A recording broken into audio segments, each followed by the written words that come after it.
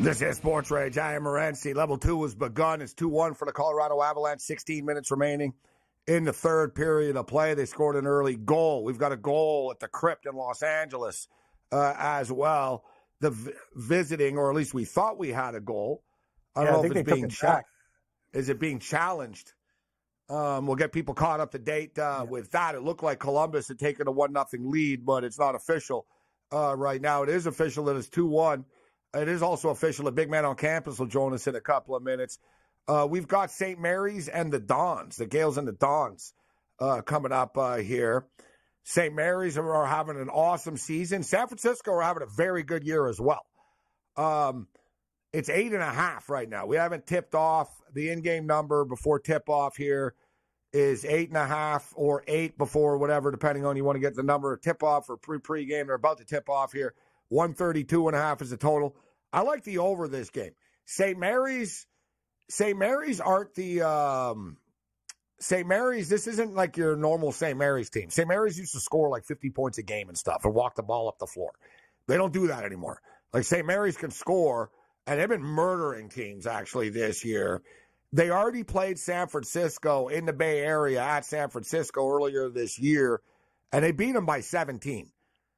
So I know, like, the Dons could look tempting and stuff as a live dog tonight, but just for the record, Cam, St. Mary's blasted them by 17 on San Francisco's floor a couple of weeks ago. I like St. Mary's, and I agree with you. I think this St. Mary's team has been one of the hottest teams in basketball. They can score. I would be surprised if they scored 75-80 tonight. I'm with you, Gabe. St. Mary's, and I like your overplay. Agreed. So it's 132.5 right now. The problem with the money line here is, if you want a money line parlay this stuff, is St. Mary's are minus 425. So it's pretty pricey, and there's really not anything to do it with because Nevada are such big favorites. Shout out to everyone joining us on Sirius XM, channel 159. This is the SportsGrid Radio Networks. Nevada are 14.5-point favorites against Wyoming. I don't want to force a play or anything like that, but I think the number is just a little high. Wyoming aren't very good. I get it. They don't get blown out a lot. I know they lost to UNLV by double digits, but they've lingered. And, in fact, they're actually 9-1 against the spread against Nevada the last 10 times they played. It's one of these strange rivalry games where Wyoming and Nevada always play close games. So I don't really trust laying a 14.5 there. I'm not in love with laying the 8.5. Let me see if I can get an 8 here. But I do think St. Mary's probably win this game by like 12 or something. I already bet the over. I'm kind of hoping that San Francisco start off a little hot here, and the number comes down to like 5.5 or 6 or something. I'm going to wait for this in-game, Cam, as far as the side. But hopefully San Francisco start off hot, and I'll get in on St. Mary's at a little bit of a better of a number. BYU and Baylor. Boy, I got Baylor plus 6.5. There's a $1.48 left right now. It's 71-66 for BYU, so they're up 5 with a $1.48 left. My in-game total of 150.5 isn't looking great here. Is that what I got? Yeah, 151.5 maybe. If there's a bunch of fouls here, if it goes to overtime. But if I can get the split and get Baylor home, we'll take it. So, yeah, big man on campus will join us in a couple of minutes. We'll get his thoughts on these late-night games. And Wisconsin and Maryland, actually, right now. 10 seconds left in this one. And the Badgers are hanging on by a thread. They're winning by 3, 70-67 with 10 seconds left. And I forgot about this bet, actually. I put a bet in game over 146.5 of TCU and Texas Tech. And I don't know if you got any action on this one, Cam, but TCU right now are beating Texas Tech 71-69 with 2:22 left. I'm actually on TCU, Morency. They play a lot of tight games this game. 71-71. That's what I don't need. I took TCU, but right now the live line, Texas Tech minus 1.5 there. So what are you getting with TCU? I think it was 3.5 or 4. I got to go double check my work here. I made that bet. This thing is 71-71 right now with 2:19 left. TCU and Texas Tech. I've got over 146.5. Let's hopefully we can get this one home. Oh, boy. Baylor now down by 8 with 1:19 left. We've been on a roll here tonight a little bit with hockey and college basketball. I haven't been forcing plays. We've been picking our spots. but it doesn't mean anything if we start losing late games here. But I did just pull the trigger on a bigger play with San Francisco and St. Mary's over 132.5. Wake Forest is messing Pittsburgh up right now. Pittsburgh were kind of a hot team that were playing themselves into the tournament. And Boise State were big favorites against San Jose State, and they're already running away. It's 22-10 right now. So there were kind of some tricky games, Cam, with the big point spreads. Besides kind of the St. Mary's. The St. Mary's-San Francisco game is kind of the game of the night here. But these other ones, like you can't even put them in moneyline parlays. Like Boise State are minus 20,000 on the money line right now. I like your take on Wyoming, Gabe. I'm taking Wyoming. Small play on Wyoming. That line to me is too big. I'm going to take a shot with the Cowboys tonight. I know Nevada's playing good basketball. Too many points for me. Give me Wyoming. Well, listen, Wyoming are, like I said, they're 9-1 against the spread against these guys. 15 points, a lot of points to lay. And I'm not a big look ahead, fall, let down this and flat and all this type of spot. A lot of people, they show up and play. Right, and it goes their way or it doesn't. But with that being stated, Nevada are coming off a big-time game, man, against UNLV on Saturday. That's like their state rival and stuff. You saw, look, a good example is Michigan State tonight. Michigan State played Michigan, beat Michigan on Saturday. Iowa messed them up tonight. You saw that with North Carolina. North Carolina beat Duke. Their next game, they lost to Clemson. College kids, college basketball teams seem to let down after they play their big rival. They just do. Always, you know what I mean? They just do. They got Wyoming are bad too. So, yeah, the kids on Nevada will think, this will be easy tonight. We're playing Wyoming. And like I said, 14.5 is a lot. I can live. I'll jump in on it, getting that 14.5 here as well. And hopefully the Vancouver Canucks can tie this game, Cam. I don't have a good feeling about it, but hopefully they can. They're only down 2-1. It looks like there was no goal. The goal didn't count in Columbus and Los Angeles. It's still scoreless, but I warned you that jacket was a nice warm jacket tonight, Cam. Yeah, they're a very live jacket. It's an electric jacket. I thought it was a Stephen Barry jacket. Yeah, it's like one of the plug-in. It keeps you warm. Warm blanket an at electric night. Blanket, yeah. Knowing me, if you bet on the Kings, you plug in your electric blanket and your house is on fire. That's the problem, like those flammable coats at Stephen you lay 240 with the Kings and it's still scoreless. Right. You're kind of thinking, oh, man, no, here we go again with this team at home. Oh, no, my closet's on fire. You're right. Like, same old Kings. Now, know what I learned about the Kings, though? Like, this was a test game tonight. Way better on the road, Morency. I don't know what it is at home. Like, there's something about this team in Los Angeles. Like, it's a tough home place to play. Yeah, too nice. You know what? That would be logical. Too nice. They have it too good. Yeah, they got to make them live in like downtown LA or like South Central or something for like a week, like a boot camp. So you guys have it too. You're all living in Bel Air. You're all playing golf all the time before you roll in here. Yeah. We're all staying in a hotel in South Central for the next 10 days. Team bonding. Yep. And we'll bet them. Teach them a lesson. Yes.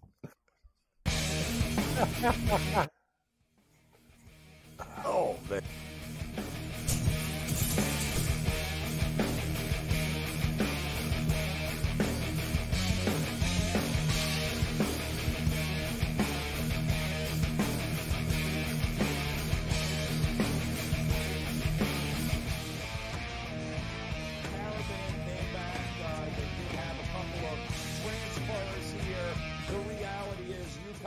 Every bit as talented and dangerous as they were 1 year ago. If there's a guy going in one game to take a bunch of cast-offs and steal a game, his name's Eric Spoelstra. Game time decisions. Only on SportsGrid. Johnny's a 19-point lead late in the opening half, only to squander that lead. Hall ball under Shaheen Holloway coming all the way back. All these guards start jacking up shots, and then Soriano doesn't get the ball. Hey, Rick, how about stop throwing your kids under the bus and get your big man the ball, your best player, play inside out like you were doing earlier in the game, and you probably would have won. The early line. Only on SportsGrid. Your gut says Miami is going to win, and you should take the over. Your gut also said your NFT selfies would only go up in value. They didn't. But your head is on SportsGrid and knows the QB is in concussion protocol. The backup has a 45 QBR against the zone coverage. The New York D has the most sacks in the league. So yeah, trust your head. It's smarter to be on SportsGrid. I'm sort of starting to figure out where these Canadian guys play well, bro. Not Hawaii, not California. Give me a Canadian in Ohio, Cam. Give me a Canadian in Michigan. Give me a Canadian at the Waste Management. Good old Charlie Hoffman, the representative of Waste Management, played the best tournament of his life in the 8 years and lost in a playoff to the Canadian. It turned out to be like a wicked tournament. Shout out to Nick Taylor, Gabe, BC's finest. SportsRage Late Night. Only on SportsGrid. It's smarter to be on SportsGrid. Your 24/7 sports wagering network. The early line. Magical and historic season in Lincoln, Nebraska continues. He is the best player in the NBA, but also in the biggest moments where the national media is watching. Newswire. Something that we have never seen happen before with one of the iconic coaches in the game. Pharrell Coast to Coast. The team covers. It's automatic. It's every time. Not sometimes. It's every time. Game time decisions. Luka is actually far more dangerous from three on the road this year than at home. This game here tonight, you may want to consider taking as many points as humanly possible. In-game live. Prime time. We got not one, but two coaches fired systems in place. SportsRage Late This sort of Night. has letdown written all over it. It's going to be hard to match the emotion that they played with the other night. It's smarter to be on SportsGrid.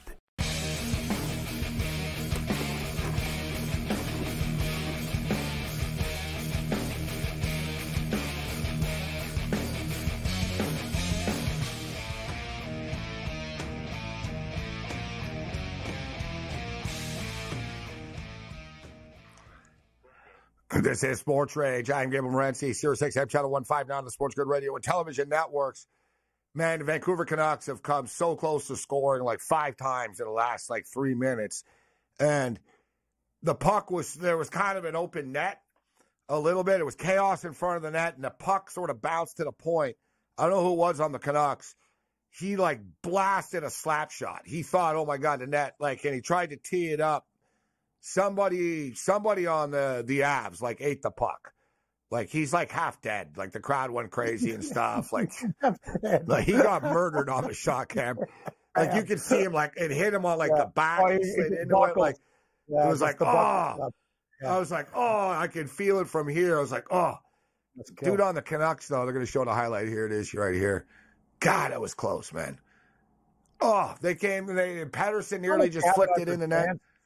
Right? They've had their chances. It's just they got to start burying them. They get the next one. I think they can win this game, man. I'm not giving up on They've had bad puck luck in this game. Not a puck won't go in for them. What it is, they had at the start of the year, everything was good, great puck luck too. And now it's just that's the whole problem with the long season. You get the ebbs and flows of hockey. The Kings just scored, by the way, late goal in the first period. This one does. Well, that was big for them. Nothing. Yeah, they need to get that first goal, or else they start to grip the stick tight. Brutal. I had over 150. You believe this, Cam? I got a bad number too. We'll move to 7.5. I had Baylor plus 6.5. They lose by 7. Yep. I had over 150, 1.5. They get to 149. Yep, it's just double whammy. Basket here, half point here, the hook. It's been you know what it is, Morency? It's been a week of very close shaves. Most of them are going well. I'm kind of with you. At the start of the night, it's it's been going well. But this Vancouver, I went pretty deep on Vancouver, thinking this could be a spot for them tonight. But there's some hockey left, and hopefully we get there with Wyoming and the St. Mary's total. It was Hronek that just teed one up, then didn't score. Man, like I said, it didn't hit him in the shoulder. It hit the Avalanche player on the calf type of thing. You can see him when he got hit and convulse. But that's playoff hockey. Like I said earlier, the Canucks are going to have to learn this is it. They're playing against these good teams. This is a good little test for them and stuff. Mm-hmm. And them losing 2 games hasn't really changed anything. And in fact, they're up to minus 334 to win the division now. I got them at minus 200. I put them in parlays, but I already hit the first leg of the parlays. So they're minus 334 to win a division. This isn't ideal, though, to lose 3 games in a row. This will be their worst stretch of the season if they lose this game. There's still time left, but it's not looking good. You can just sort of tell that this isn't their night. tonight. 6-4 for San Francisco early over St. Mary's. In-game total is 130.5 right now. Big man on campus steps up and in. And big man, it's always a pleasure, my man. And we were just talking about this game. This game is just basically tipped off. Well, we are like 3.5, 4 minutes in, actually. San Francisco and St. Mary's. We're tied at 6. It's 6.5 right now. It was 8.5 before tip-off. What are your thoughts on this game, big man? Well, I appreciate you guys having me. Yeah, listen, I kind of like San Francisco pregame a little bit. St. Mary's obviously beat him in the first game. They didn't play well, San Francisco. The problem that St. Mary's has right now, they're not a real deep team, and they're playing without one of their better players. He's out for the foreseeable future. He's a good rebounder. I believe he had 21 points in the first game these two teams played. Look, it's never easy to prepare for St. Mary's, but in the revenge trip, I feel like San Francisco is probably a group that kind of keeps it closer this time. I thought they were worth a look before the game. It went down a little bit. It went up to all the way to 8, I think, as you alluded to. But, yeah, I kind of liked San Francisco a little bit pregame. It's 9-9 right now. The in-game total is 138.5. I played the over, big man, 132.5. I said I'm going to wait for the in-game to see which way this game goes as it plays on. But I did pull the trigger on the over, so not a bad start. What did you think of the BYU-Baylor game? BYU just wins this game 78-71 final score. Yeah, it was a disappointing second half. I pretty much hit every game I bet tonight, and I don't play parlays very often, but I was at the sportsbook today, and I thought, I really liked Mizzou a little bit today. I liked Wake money line, and I also liked Ohio to win. So I thought, I'm going to throw one more thing in there, and I threw the Baylor total in there. This game's 42-37 at the half, and the game doesn't go over. I just can't seem to figure totals out. Would have been a huge night for me, but yeah, a bizarre game. Obviously, I thought BYU was probably the side. They're much better at home. Baylor's really struggled on the road. Look, I think long term, I don't think I need to tell anybody this. You guys know this. You guys are smart gamblers. Betting on road teams, you're just not going to win very often. I mean, it's just the truth. These teams are totally different teams away from home, and Baylor's no different. You're right. The last beacon of home advantage is in college. In pro sports, it doesn't matter anymore, right? Like, teams don't care. Like, teams win on the road all the time. Tonight, Gabe. Perfect example. UConn, wicked team. Creighton at home, they just start burying threes. The crowd gets into it. More. Then UConn's sitting there going, man, we're done. Like, we're down like 17 here. What the hell's going on? That's the thing. It was over before it even started, man. This home crowd, if you're hitting your shots, it's you said it. I agree with you. We've seen this year too a massive trend, and it's happened in past years, but this year more than ever, where top 10 teams go on the road and lose big men as favorites, right? We see it time and time again. In college football, you see it often where the unranked team at home will beat the ranked team and stuff, and people will call it an upset even though they were favorites. But like Cam said, like Creighton's a good example tonight. They were small home favorites. They rolled UConn. And it's funny because everybody kind of crowned UConn over the last couple of days as being the best team, better than Purdue, better than Houston, big man. And then UConn go to Nebraska and just get murdered tonight against Creighton. Yeah, I've got a lot of stuff on Twitter. I've said on record I wasn't that impressed with UConn. I think they're a product of a bad conference. Look, I'm not going to tell you they're not a good basketball team.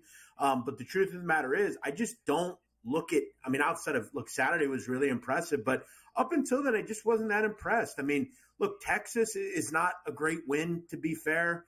They beat Carolina. But, look, we've seen that group stumble a bit recently. Gonzaga's not the same team. I think this is a group that, as you alluded to, they were off a huge high at home. You have to go on the road, a place in which, look, they haven't played well against over. I think Creighton's won 7 of 9 against UConn overall. As Cam alluded to, you got that home crowd. And you look at the first game. I think that's important. It's hard to beat a team twice.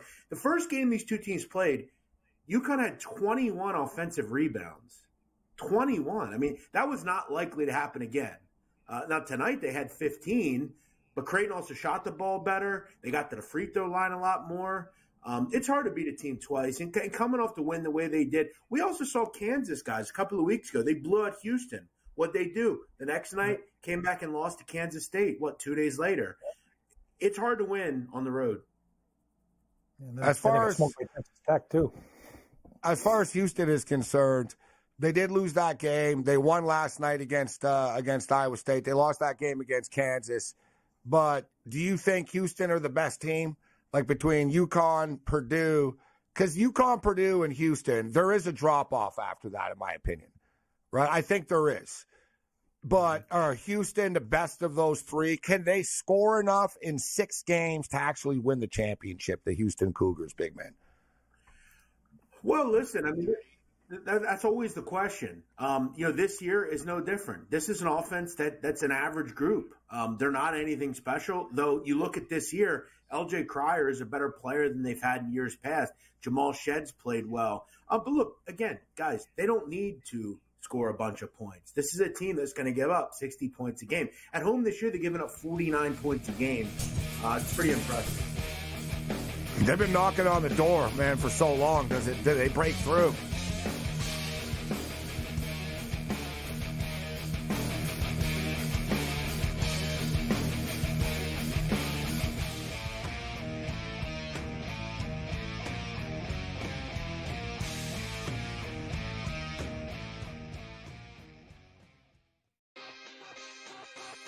Caribbean came back. They did have a couple of transfers here. The reality is UConn is every bit as talented and dangerous as they were 1 year ago. If there's a guy, Joe Ranieri, that for one game can take a bunch of cast-offs and steal a game, his name's Eric Spoelstra. Game time decisions. Only on SportsGrid.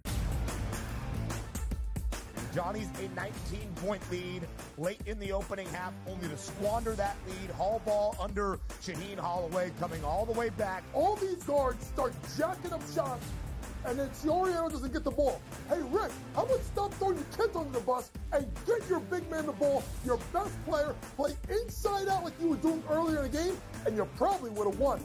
The early line. Only on SportsGrid. Your gut says Miami is going to win, and you should take the over. Your gut also said your NFT selfies would only go up in value. They didn't. But your head is on SportsGrid and knows the QB is in concussion protocol.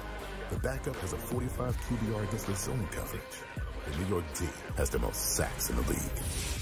So yeah, trust your head. It's smarter to be on SportsGrid. I'm sort of starting to figure out where these Canadian guys play well, bro. Not Hawaii, not California. Give me a Canadian in Ohio, Cam. Give me a Canadian in Michigan. Give me a Canadian at the Waste Management. Good old Charlie Hoffman, the representative of Waste Management, played the best tournament of his life in 8 years and lost in a playoff to the Canadian. It turned out to be like a wicked tournament. Shout out to Nick Taylor, Gabe, BC's finest. SportsRage Late Night. Only on SportsGrid. It's smarter to be on SportsGrid. Your 24/7 sports wagering network. The early line. Magical and historic season in Lincoln, Nebraska continues. He is the best player in the NBA, but also in the biggest moments where the national media is watching. Newswire. Something that we have never seen happen before with one of the iconic coaches in the game. Pharrell, coast to coast. The team covers. It's automatic. It's every time. Not sometimes. It's every time. Game time decisions. Luka is actually far more dangerous from 3 on the road this year than at home. This game here tonight, you may want to consider taking as many points as humanly possible. In-game live. Prime time. We got not one, but 2 coaches fired systems in place. SportsRage This Late sort of Night. has letdown written all over it. It's going to be hard to match the emotion that they played with the other night. It's smarter to be on SportsGrid.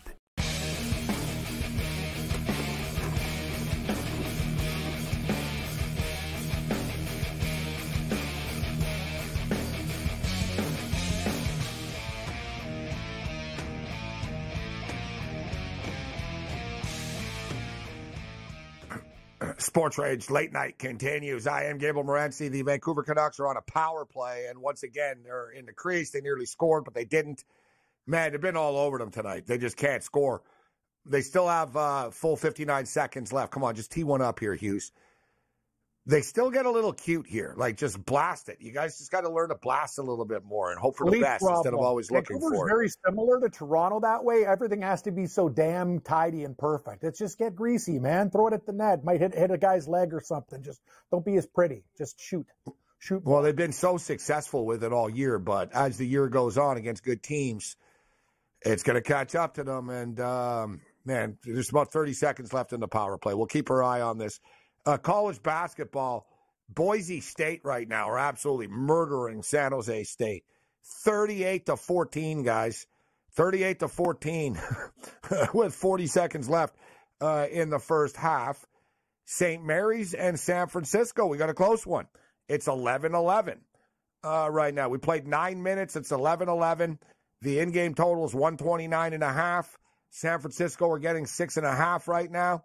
And, big man, I don't know what your thoughts were, but it might be a mistake, but I ended up putting a small play on Wyoming at plus 14.5 against Nevada tonight, just thinking the line was a little bit high. Nevada are leading 17-7 right now. Well, I think the thought was Nevada coming off, a huge win. The UNLV game. Yeah, a game they probably shouldn't have won. They found a way to win. Look, UNLV was up 11 with 9 minutes to go. You should close that out. That's a great conference. I'll tell you right now, I actually grabbed the future today. The guy looked at me like I had four heads when I gave him this sequence number. Boise State to get to the Final Four, 55-1. This is a well-coached machine. They are very good, Boise State. Max Rice is one of those kids that I feel like can kind of show out for a couple of games in the NCAA tournament. This is a very good team, very good defensively, kind of play a pace that will bother you. They are elite on the glass. They've had some really solid wins this year. I could see them making a run. I like this conference a lot. A lot of really good teams. Just impressive stuff. Yeah, I tell you what, the Mountain West tournament is going to be lit this year. Yeah. Right? Because only so many teams can make it. So you know what I mean? You're going to have to get into that Final Four of that, but you got so many, like you said, it's just so competitive, this conference right now. So I saw, I'm never a fan of this when these college coaches do this, when they get the credit and they get the money when, like, the team does well, but when the team doesn't do well and the coach throws the players under the bus. It's like, dude, you're the one that recruited these guys. Like, you're the one that recruited them. So Rick Pitino says that this year's been the most unenjoyable experience of his life, which, all right, that's a pretty harsh statement, number one. But then he started naming names about all of his players, talking about how slow and soft they are, right? About, they don't have any lateral movement. He's a good kid, but he's soft. He doesn't play defense. And it's like, dude, you recruited them. It's your first year there. It seems to me like a pretty big cop-out by Pitino, to be honest. What's your take, big man? Yeah, I mean, it's a weak move. I guess he's just hoping that this will fire them up or something. But look, this is the problem when you obviously, take a job like this. A lot of the kids that are following you there are not, the greatest of players. I mean, a lot of the players in this team are Harvard, Penn transfers, Iona transfers. I mean, they just don't have that good a talent on this team. And look, I don't know if it's going to get much easier for Rick Pitino. He doesn't have a top 100 recruit coming in. They haven't exactly won in that battle. I mean, guys, case in point, and I don't want to hear that you can't recruit because of the area or anything like that. It's New York. I don't know if you guys know this, but Rutgers has 2 of the top 3 recruits coming in next year. Rutgers, not Duke, not Kansas, Rutgers. I don't know where Rick Pitino is. It's his team now. He needs to go out and start recruiting and stop complaining and whining. You wanted the job, take it. And when it was doing good, you wanted it. Now you got to face it. I guess you're just saying it to get them motivated, but that could work. That could backfire, though. After a while, it's like, shut up, dude. Like, you know what I mean? That could work the other way. It's like, what do you? Well, other players other players could see that also and go, whatever, dude, I'm going to go play for this guy. He's going to throw me under the bus now. It's never going to be, you know what I mean? He's going to throw me under the bus next. And he's also not helping. He's right. But he said we have soft players and we have crappy facilities. He goes, I couldn't recruit the players I wanted to because we have crappy facilities. Yeah, but didn't you know that when he took the job? No, exactly. And I'll tell you what, like, they're not going to start building things. They don't have any money. Like, you took the job, bro. Like, let's not forget, bro, like, you got ran out of town because you had hookers and stuff in the office and shoe deals. And, like right. You know what I mean? You're kind of lucky. Like, it was a weird hire being the religious school, but they were kind of desperate. I just think it's early for him to panic like this and throw everybody under the bus. But you called it, big man. Rutgers have a much better, like, facility and recruiting type deal. They're in the Big Ten, bro. Right? Like, so he's going to have a hard time. And the St. John's basketball is not popular.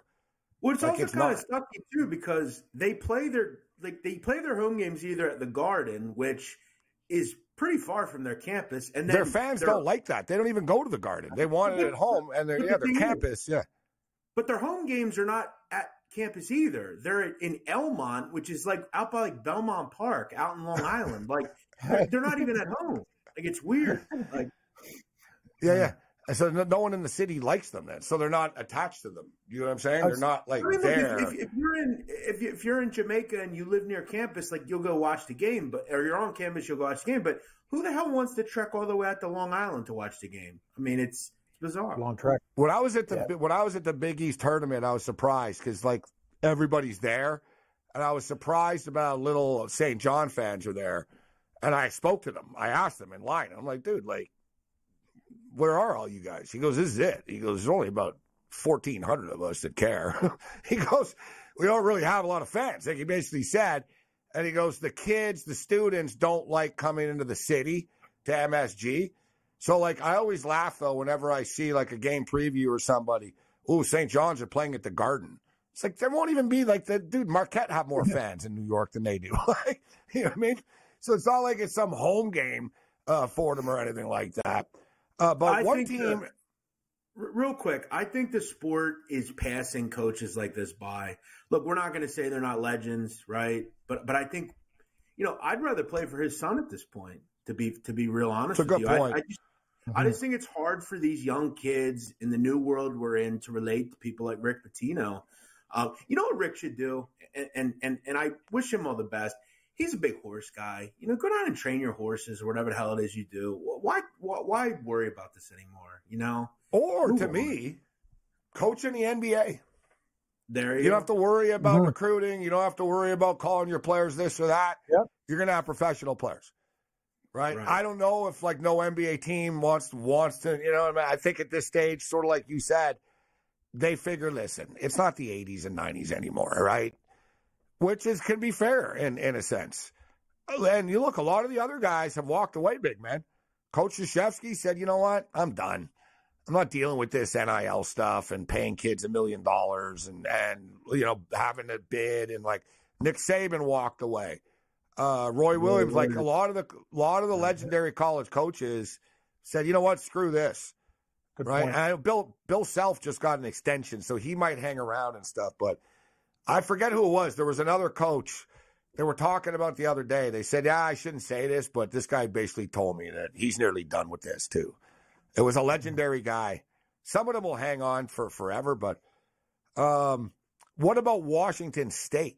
So speaking of the Mountain West, Washington State this year, not in the Mountain West, obviously, but a Pac-12 team. In the last year, the Pac-12 big man, they've been quite a surprise. What's your take on that team? They've won 7 in a row. Right, and the thing about them is they're really well coached. Kyle Smith, we talked about San Francisco early. He was at San Francisco, got this job.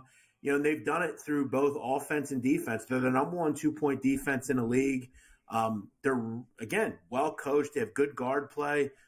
They're a big group. This is the second biggest group in the country, right? I mean, they're just a mammoth group. And the thing about them is they're not real experienced. They don't have a ton of cohesion, but it seems like they're just properly coached and they do the little things. They don't turn the ball over much. Yeah, they're impressive. I mean, it's pretty impressive, guys, on both fronts. Like, Washington State is a small school. Like, in football, to be competitive, and now basketball game, very impressive. Like, they get the most of what they do. This league's a disaster, though. I mean, really. I mean, outside of Arizona, I mean, what the hell do you have here? I mean, Colorado's a mess. Utah can't get out of their own way half the time. Oregon, I mean, has Oregon had underachievers? Big? Yeah. Have they had a healthy big in the last 5 years? It's amazing. The kid from Montreal got hurt. Yeah, they've had bad luck with their injuries. You're right. This is their last year, too. It's pretty crazy. Like, they went out with, like, a thunderous boom with college football. Like, they were stacked. They had a great year, the conference. College basketball, this is really going out with a whimper right now. And UCLA had been a massive disappointment. Oh, big time. Yeah, listen, that was a rough loss for them the other night. They had been playing well. They'd won, I think, 6 or 7 in a row. I just don't really know what that defensive possession was at the end there. But listen, Utah's on the bubble as well, and they may be the best team, the second best team in this conference. Washington State. That's a nice call by you guys. Playing well. Yeah, Washington State right now are in second place, guys, in the conference with 11-4 record behind Arizona. But you look at the Ducks, despite the frustration with this team, they are 17-8 overall. Everyone else is going to be battling, though.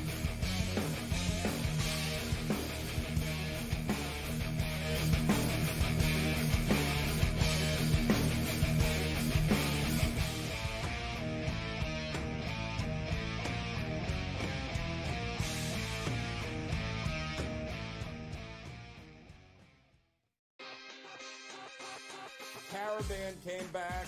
They did have a couple of transfers here. The reality is UConn is every bit as talented and dangerous as they were 1 year ago. If there's a guy, Joe Ranieri, that for one game can take a bunch of cast-offs and steal a game, his name's Eric Spoelstra. Game time decisions. Only on SportsGrid. Johnny's a 19-point lead late in the opening half, only to squander that lead. Hall ball under Shaheen Holloway coming all the way back. All these guards start jacking up shots, and then Cioriano doesn't get the ball. Hey, Rick, how about stop throwing your kids under the bus and get your big man the ball, your best player, play inside out like you were doing earlier in the game, and you probably would have won. The early line. Only on SportsGrid. Your gut says Miami is going to win, and you should take the over. Your gut also said your NFT selfies would only go up in value. They didn't. But your head is on SportsGrid and knows the QB is in concussion protocol. The backup has a 45 QBR against the zone coverage. The New York D has the most sacks in the league. So yeah, trust your head. It's smarter to be on SportsGrid. I'm sort of starting to figure out where these Canadian guys play well, bro. Not Hawaii, not California.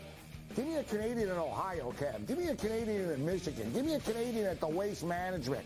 Good old Charlie Hoffman, the representative of Waste Management, played the best tournament of his life in 8 years and lost in a playoff to the Canadian. It turned out to be like a wicked tournament. Shout out to Nick Taylor, Gabe, BC's finest. SportsRage Late Night. Only on SportsGrid. It's smarter to be on SportsGrid. Your 24/7 sports wagering network. The early line. Magical and historic season in Lincoln, Nebraska continues. He is the best player in the NBA, but also in the biggest moments where the national media is watching. Newswire. Something that we have never seen happen before with one of the iconic coaches in the game. Pharrell, coast to coast. The team covers. It's automatic. It's every time. Not sometimes. It's every time. Game time decisions. Luka is actually far more dangerous from 3 on the road this year than at home. This game here tonight, you may want to consider taking as many points as humanly possible. In-game live. Prime time. We got not 1, but 2 coaches fired systems in place. SportsRage Late This sort of Night. has letdown written all over it. It's going to be hard to match the emotion that they played with the other night. It's smarter to be on SportsGrid.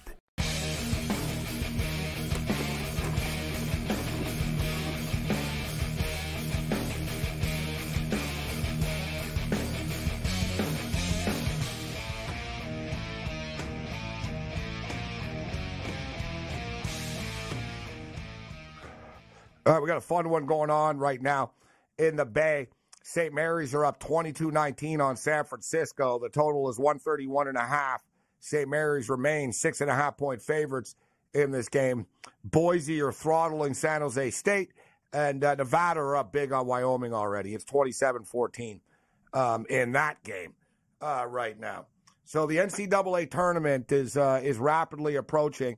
These conference tournaments are going to be pretty crazy. We talked about the Mountain West. What's another conference, big man, that is just going to be a bloodbath conference tournament, right? Like going in. Like the Mountain West, they're going to be battling. There's only so many spots to go around. What's another conference tournament that you're looking forward to seeing play out? Definitely the American. I mean, you look at all of a sudden, South Florida looks like a wrecking ball. I mean, I think we all kind of just assumed that Florida Atlantic was going to roll through that conference. They were, I want to say, minus 105 to win the whole thing before the season. But you look at, it's not just South Florida. I mean, North Texas is solid. Charlotte's really good. Obviously, Memphis is not played well recently. SMU is really solid. 6-game win streak, SMU. Yeah. There's a lot of really good teams in that conference. I mean, just like Charlotte. I mean, who would have thought that this team has won, like, what? I think 10 of 11. I mean, they're playing really well. Charlotte 49ers. What have they been? It's been years since they actually made a move in the NCAA tournament. Years. Well, all you need to know is you look at Memphis. Like, look at Memphis. Memphis are 18-8, but they're only 7-6 in conference play. It goes to show the competitiveness of this conference. SMU 10-3 in conference play. So Florida Atlantic, do you think, like, listen, early in the year they had the pressure of what happened last year. Do you think they raise it up a notch now, big man, down the stretch? I'm not sure they're capable of that. I mean, they're just not very good on defense. They've had the target on their back all year. And this is the problem when you bring all these kids back. You're going to get everybody's best shot, and they've absolutely gotten it. I mean, they have some really bad losses. I mean, this team lost at Bryant. This team lost to Florida Gulf Coast. It's not the one Dunk City team. They lost to UAB. I mean, Jelly Walker wasn't on that team anymore. This team has major defensive issues, and that's their issue. They got into a deep hole on Sunday, and they were never able to get out of it. I think they'll find a way to win this conference, but I have to wonder, I mean, can they really make a run in March? And the question is, if they don't win their conference, I guess they're still in because they beat Arizona. But, I mean, you could also make the case of how are they in? I mean, you lose to Bryant and Florida Gulf Coast, plus maybe an early exit in the tournament. South Florida, the second best ATS record in college basketball. We got to talk about the Minnesota Golden Gophers. And full disclosure, it's criminal that I haven't bet on them more. I took them against Purdue last week, plus the big points. I've taken them a handful of times, but I haven't just ridden them every game this year, which I should be. Guys, the Minnesota Golden Gophers are 22-3 against the spread on the season, man. Insanity. By far, number one. They've covered 88% of their games. For the record, South Florida, the second best in the country at 16-5-3 with a 76% cover rate. Richmond Spiders are 18-6-1 against the spread. But what an unbelievable ATS run by the Golden Gophers. And they're not just like 1 or 2 games better than everybody else. They're like 5 or 6 games better than everybody else. I've never seen a team this good against the number. I can't remember the last time I saw a team with a 90% cover rate. That's unbelievable. I took them on principle the other night. I said, they're at home. They're laying 4 against Rutgers. Give me them. But they found a way to cover. They're also 11-1 as a favorite, right? I mean, they don't get respect from the odds maker, despite that they cover all the time, because no one's betting on them. It's like it's flying under the radar. No one's even talking about it. No, and they're going to get some good numbers the rest of the season. They have very winnable games. There'll be a couple of coin flippy games in there. They're really impressive. It's been an interesting year for them. They've got a coach. He's not real well known. They don't have a ton of talent on this team. And it's funny because I want to say the coach at Minnesota is a Pitino disciple or Tubby Smith disciple, one of those two. But, they've been really impressive. They've covered it in every way, road, away, home, doesn't matter. Yeah, it was the Pitino's kid was there. It was Tubby Smith and Pitino's kid. But, on the flip side of that, though, so we talk about teams covering 75, 80% of the time. There's teams, here's some teams that they never cover, and you win 77% of the time betting against them. Pacific have only covered 23% of their games this year. They're 6-20 against the spread.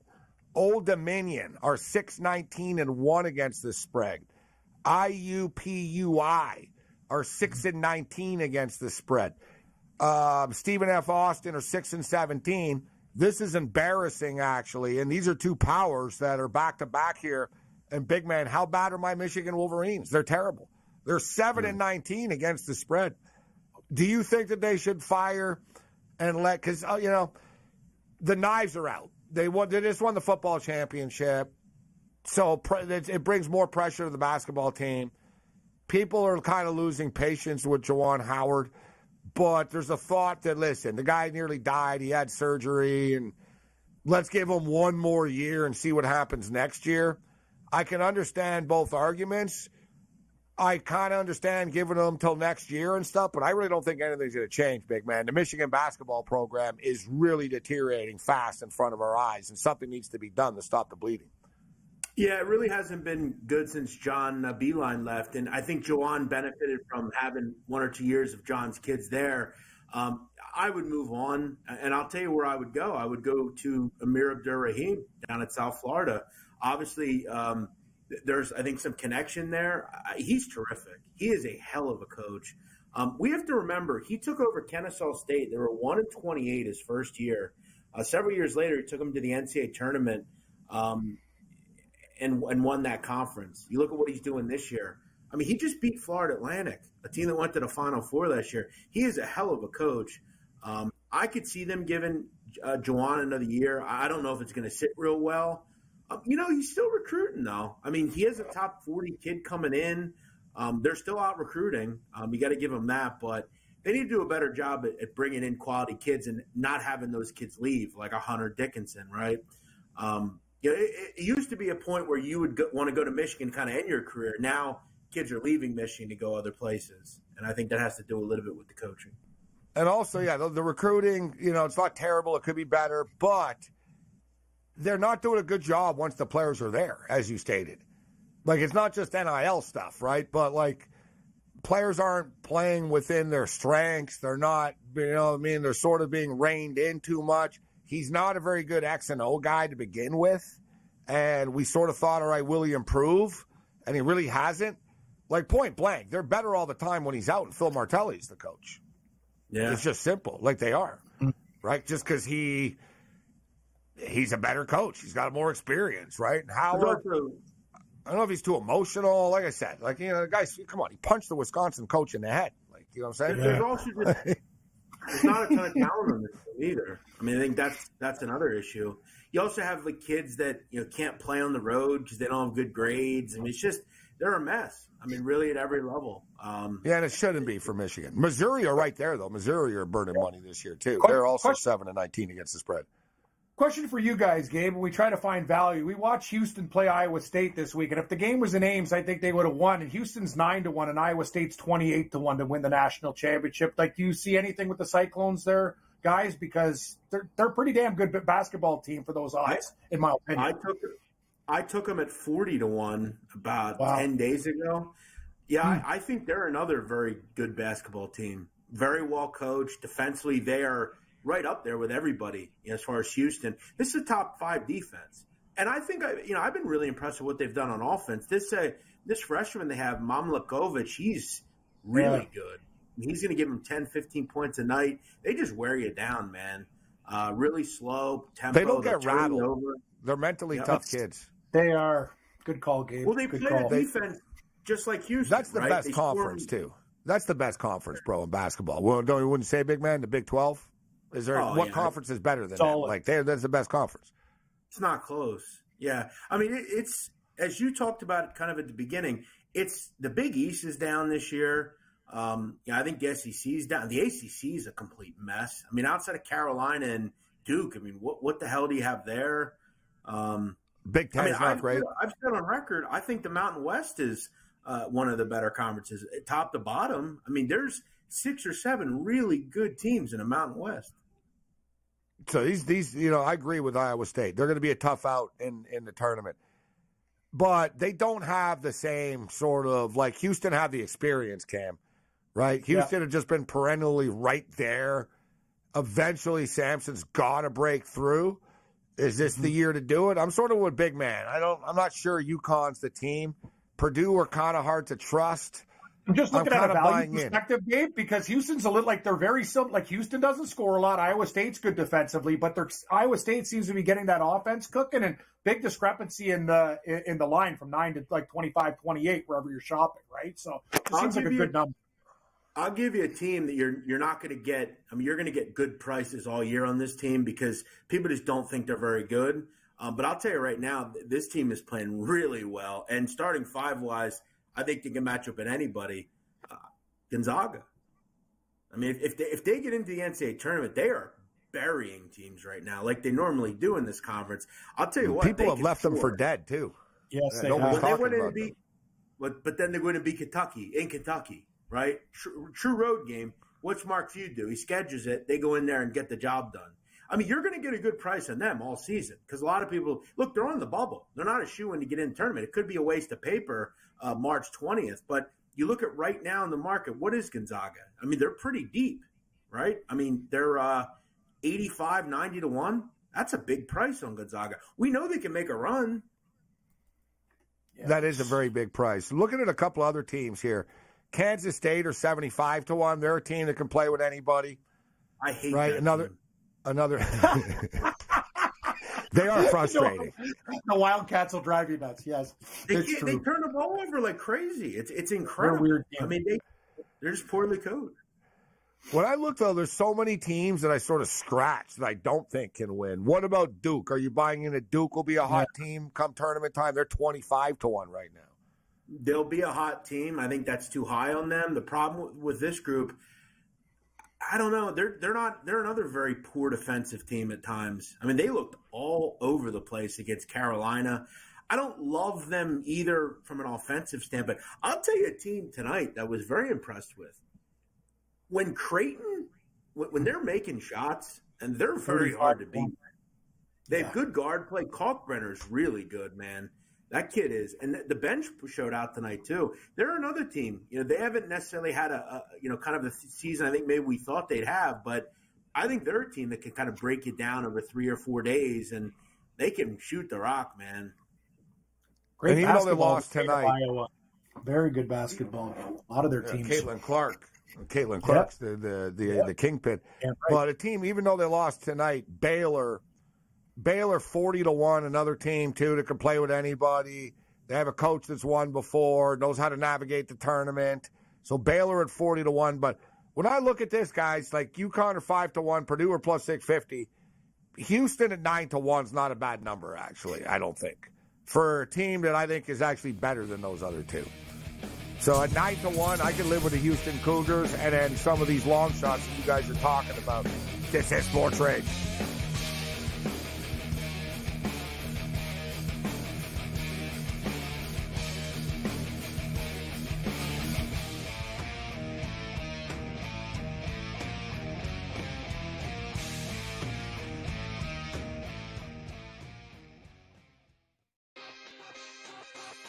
Caravan came back. They did have a couple of transfers here. The reality is UConn is every bit as talented and dangerous as they were 1 year ago. If there's a guy, Joe Ranieri, that for one game can take a bunch of cast-offs and steal a game, his name's Eric Spoelstra. Game time decisions. Only on SportsGrid. Johnny's a 19-point lead late in the opening half, only to squander that lead. Hall ball under Shaheen Holloway coming all the way back. All these guards start jacking up shots, and then Soriano doesn't get the ball. Hey, Rick, how about stop throwing your kids under the bus and get your big man the ball, your best player, play inside out like you were doing earlier in the game, and you probably would have won. The early line. Only on SportsGrid.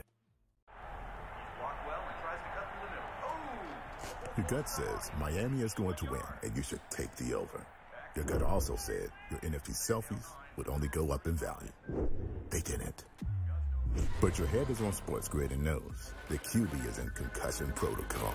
The backup has a 45 QBR against the zone coverage. The New York D has the most sacks in the league. So yeah, trust your head. It's smarter to be on SportsGrid. I'm sort of starting to figure out where these Canadian guys play well, bro. Not Hawaii, not California. Give me a Canadian in Ohio, Cam. Give me a Canadian in Michigan. Give me a Canadian at the Waste Management. Good old Charlie Hoffman, the representative of Waste Management, played the best tournament of his life in the 8 years and lost in a playoff to the Canadian. It turned out to be like a wicked tournament. Shout out to Nick Taylor, Gabe, BC's finest. SportsRage Late Night. Only on SportsGrid. It's smarter to be on SportsGrid. Your 24/7 sports wagering network. The early line. Magical and historic season in Lincoln, Nebraska continues. He is the best player in the NBA, but also in the biggest moments where the national media is watching. Newswire. Something that we have never seen happen before with one of the iconic coaches in the game. Pharrell Coast to Coast. The team covers. It's automatic. It's every time. Not sometimes. It's every time. Game time decisions. Luka is actually far more dangerous from three on the road this year than at home. This game here tonight, you may want to consider taking as many points as humanly possible. In-game live. Prime time. We got not one, but two coaches fired systems in place. SportsRage Late This sort of Night. has letdown written all over it. It's going to be hard to match the emotion that they played with the other night. It's smarter to be on SportsGrid.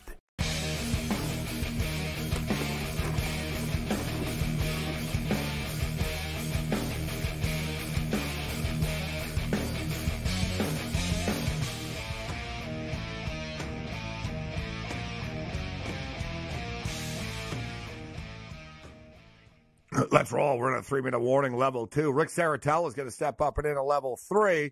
We'll get into the NFL Combines coming up on Monday. NFL Draft. We'll get you caught to date with the updated props. These numbers are changing like all the time. So speaking of numbers, St. Mary's are leading San Francisco by 5 at the half. It's 30-25, a little bit lower scoring than I would like. In-game total is 124.5 right now. St. Mary's are laying 7.5, so they're up by 5 at the break. Big man, final thoughts on this basketball game on the way out here?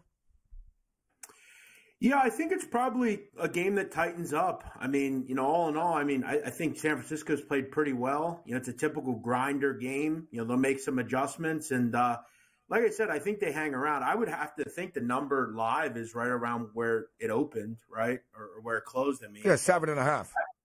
Yeah, I think San Francisco's worth a look here. I mean, they played well defensively. You got to figure they'll see the ball go through the hoop a little bit more in the second half. This game seems like it's going to be first to 65 wins. So, I kind of lean Dons a little bit in the second half. Man, and Boise State and Nevada were both favorites tonight, and rightfully so. They're murdering their opponents. Boise State are winning 54-32 with 12 minutes left. They're minus 25.5 in-game right now. And Nevada, unfortunately for us, are smoking Wyoming 44-21 right now. Before we get you out of here, big man, did you take a look at tomorrow's card at all? Did you see any games or even soccer? I know you've been betting some soccer again lately. MLS season starts tomorrow. Messi and Miami host Salt Lake City tomorrow night. But you got anything overnight for us, big man? Yeah, I think I'm going to have another eye on New Mexico. They're back at home in the pit. They lost to Colorado State the first time around in Colorado. Now they get the home game here. They're a great team at home. Their guard plays terrific. I like New Mexico a lot. I'd like to see them in the NCAA tournament. Another team that's on the bubble right now. They need to start racking up some more W's.